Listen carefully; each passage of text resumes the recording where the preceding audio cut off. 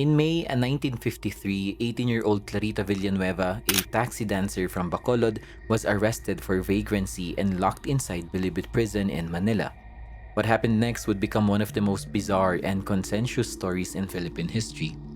Just days after her arrest, Clarita began experiencing violent attacks from an unseen force, something she simply called the Thing. The witnesses, including doctors, guards, journalists, and even Manila Mayor Arsenio Lacson, claimed they saw her being strangled, tickled, and bitten with fresh marks appearing on her skin right before their eyes. Clarita described the Thing as two figures, one a large hairy man with fangs and claw-like nails, the other a boy with a mustachioed face and angel-like wings. Mayor Lacson himself witnessed the bite marks and even joked with the entity, but the attacks continued. Medical examinations noted symptoms often linked to demonic possession, tremors, spasms, and seizures. Yet not everyone was convinced. Doctors from the National Psychopathic Hospital called it a hoax, and one psychiatrist diagnosed Clarita with hysterical fugue, a rare condition involving temporary amnesia and altered behaviors. Others dismissed the bite marks as skin reactions and not supernatural wounds. Unconvinced by the medical findings, Mayor Lacson sought the help of church authorities. Three American Methodist ministers led by Dr. Lester Sumrall attempted an exorcism.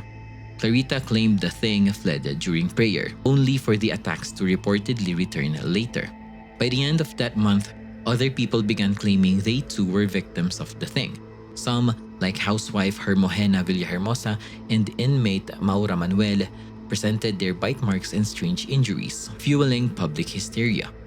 Whether it was a genuine case of possession, a psychological breakdown, or a mass panic amplified by the press, the Clarita Villanueva incident remains one of the most chilling and debated supernatural stories in the Philippines. The case of Clarita Villanueva left the Philippines divided. Was she truly under demonic attack, or was it a tragic episode of untreated mental illness? For decades, her story lived on in whispers, newspaper clippings, and the memories of those who claimed to have seen the Thing with their own eyes. Then in 2019, her name returned to the spotlight, this time on the big screen. Clarita, directed by Roderick Cabrido, adapted the infamous 1953 incident into a chilling blend of historical drama and supernatural horror. While the film draws from the real events, it also reimagines them, giving us a tense, atmospheric narrative that blends fact, speculation, and pure cinematic fright. Let's break down the story as the movie tells it. Let's talk about Clarita.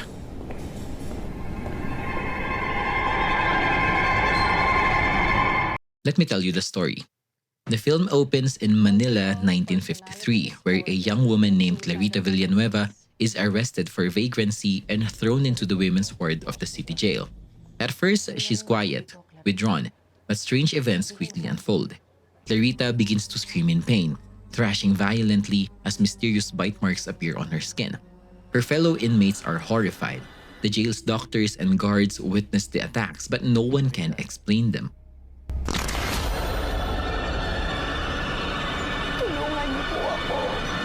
Soon, the case attracts the attention of the media and religious leaders. Father Salvador and Father Benedicto are called in to investigate. Both priests are skeptical at first, but as they witness Clarita's convulsions, guttural voices, and unnatural strength, doubt gives way to fear.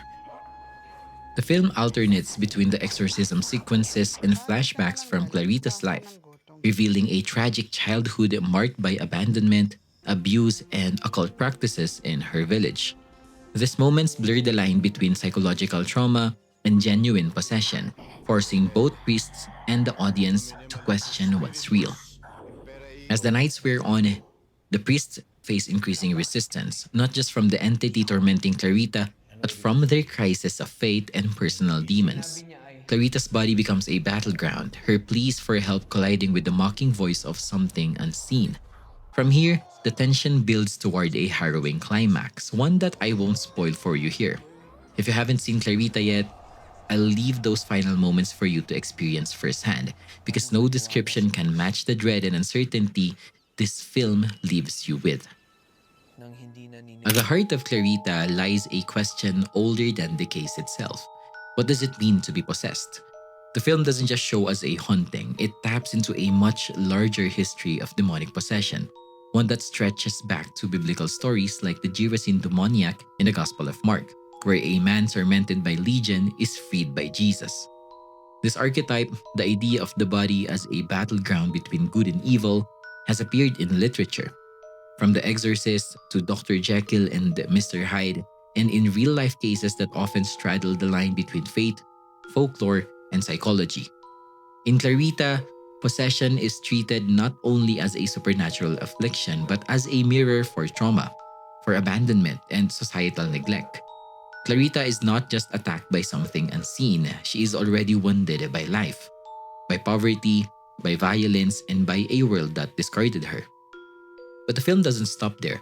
It introduces a philosophical conflict between the two priests, Father Salvador, the older, more institutional cleric, and Father Benedicto, the younger, more empathetic one. Their opposing views of faith, method, and purpose become a central thread. Where one sees duty, the other sees mercy. Where one doubts, the other believes. Their friction becomes symbolic of the church itself, torn between tradition and renewal, ritual and compassion. And then there's the film's creative choices, the added scenes, the dramatized exorcisms, the flashbacks into Clarita's past. While these moments stray from historical record, they serve a deeper purpose.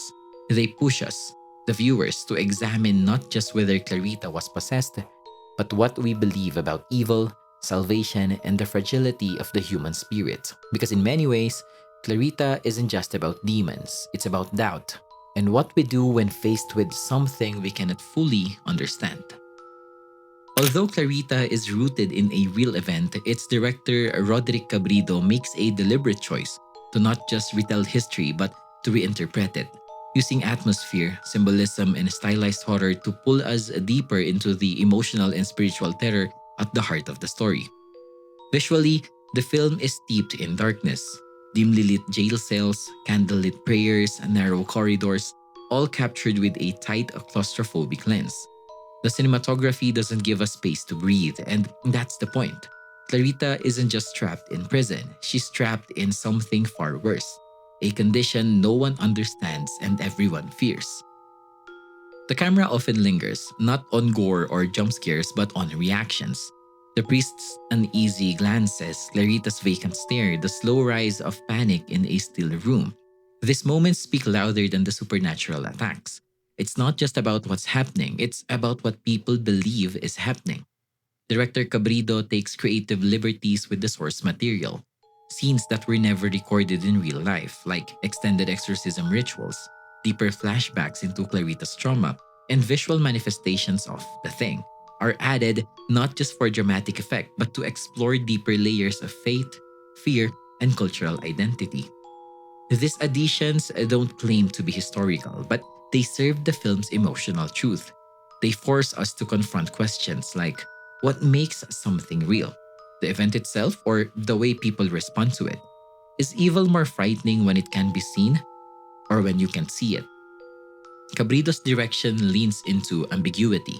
He doesn't offer concrete answers, and that restraint, that refusal to explain too much, makes the horror linger. We're never told what the thing really is. We're left, like everyone else in the film, searching for meaning in the dark. At the center of Clarita is a performance that carries the film's weight, and that performance belongs to Jodie Santamaria. She doesn't just play a possessed woman, she plays a broken one, haunted not only by demonic forces but by her past. Her portrayal walks a fine line between vulnerability and terror, never overacted, never flat. There are moments where she says nothing at all, yet her eyes tells you everything. Fear, exhaustion, confusion, and then there are full-blown possession scenes, physically demanding, emotionally raw, and incredibly restrained. Jodie doesn't rely on cliches. Her convulsions aren't for show. They feel lived in, real, human. What makes her performance stand out is that even in the chaos, she reminds us that Clarita is still a person, not a vessel, not a symbol, but a girl who's been failed by the world long before the thing ever touched her. Clarita is more than just a horror film. It's a retelling of one of the Philippines' most chilling true stories, but it's also a reflection on how we deal with fear, how we define faith, and how we respond to things we can't explain. It raises questions about what we believe and why we believe it. Is possession even real, or is it a language we use to explain suffering? Whatever your answer, the film leaves you unsettled. Not because of what you Pero alam see, mo, Padre, but because okay of lang what yung you're faith left ko. wondering long after the screen fades Isa palang to black. malaking kalokohan ng maniwala sa Diyos nang hindi naniniwala sa demonyo.